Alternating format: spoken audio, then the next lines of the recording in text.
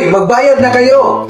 Para sa frequently asked question number 13, kailangan bang magbayad ang isang vehicle insurance company ng claims in a certain amount of time? Ang sagot po ay walang specific na time limits or time frame for the settlement of claims.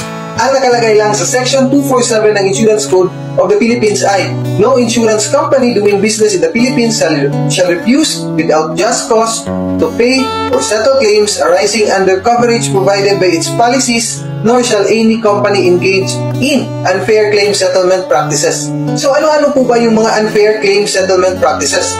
Dalawa sa mga ito ay ang mga sumusunod. Una, ang hindi agarang pagresponde sa mga na-receive na claims. Pangalawa, ang walang makatwirang pamantayan o standards when it comes sa prompt investigation ng claims. So basically, ang mga insurance companies ay may iba't ibang standards or set of rules when it comes to the time frame for the settlement of claims. Generally, dito sa Pilipinas, ang idea po ay within 15 days masettle na dapat ang claim. Pero pwede ito ma-extend based po sa mga nature ng claims or in case may disputes. Kaya if ever maghanap kayo ng vehicle insurance company, dapat ang una i-consider is kung gaano kabilis sila mag-process ng claims.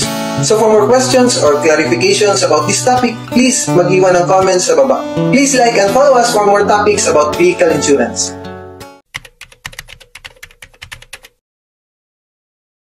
Now, if may ulan tapos sombrero lang ang dala mo, syempre mababasa ka pa rin sa ulan, unless payong or kapote ang dala mo. Para sa frequently asked question number 14, an object damaged my windshield pero hindi ko alam kung ano ang nakasira nito or sino ang may kasalanan. Covered po ba ako sa repair ng windshield ko? The answer is no and yes. No, not covered po kayo if CTPL lang or compulsory third-party liability lang ang insurance mo.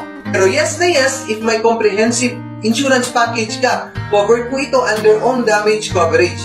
Magbayad lang ng corresponding deductible at ayos na. So for example, yung replacement cost ng windshield mo ay 15,000 pesos at yung deductible mo ay 2,000 pesos. Magbayad ka lang ng 2,000 at ang insurance mo na ang bahala sa 13,000 pesos.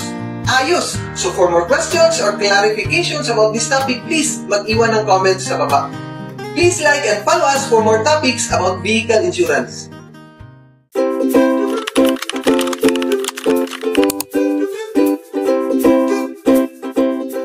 All is well, all is well.